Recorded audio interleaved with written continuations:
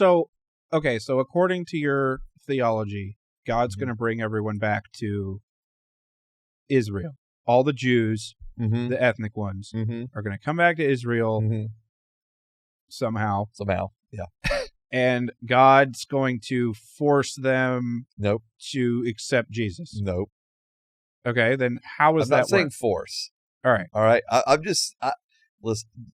How is this process working? Is he plucking them up like Sims and just carrying across? Man, if I don't know. Right? I mean, Like- like.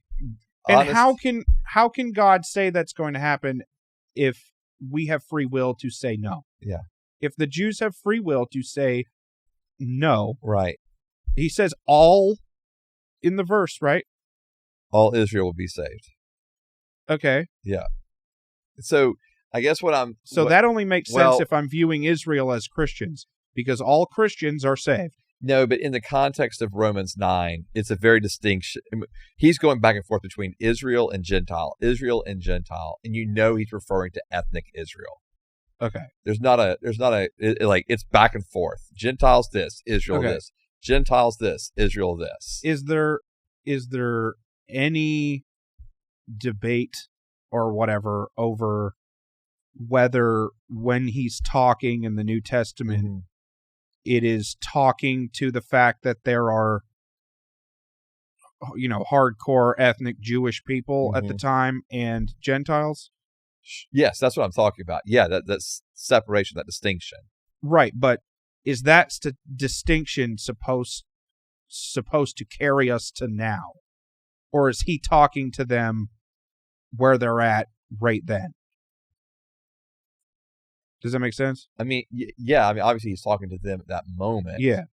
But so, I mean, Like, is there a way that we should interpret that differently 2,000 years later? I got you. Right? Yeah. So this is all right. Here's I'm going to read the verses in Romans 11:25. I don't want you to be ignorant of this mystery, brothers and sisters, so that you will not be conceited.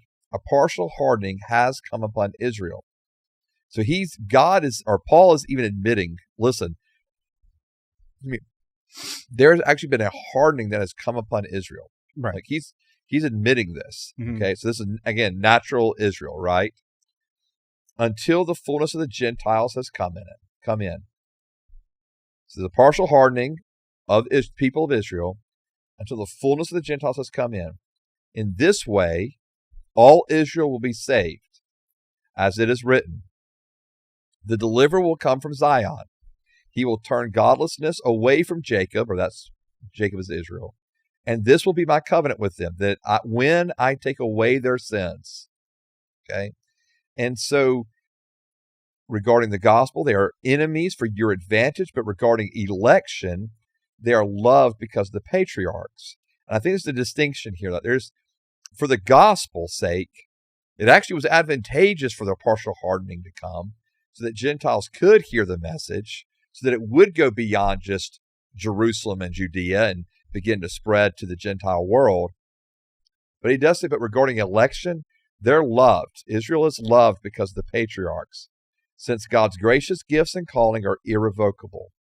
And so this is, for me, when I look at the way that I guess I view God's heart toward Israel, is that God would say that Israel still matters to him now. And it's mattered. And so what Paul's writing here. So matters more than any other group of non-Christian people.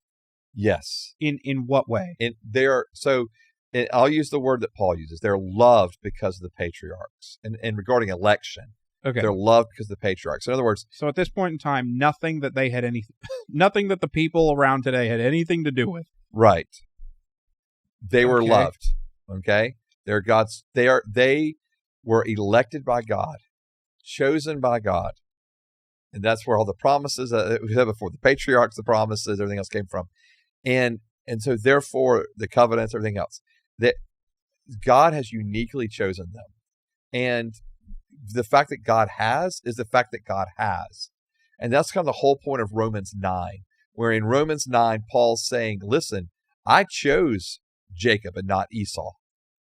And what he's saying is, listen, I made the decision. I'm sovereign God, making the decision to choose one over the other. Mm-hmm. Did God choose a people group over all other people groups? Yes, he did. He did that.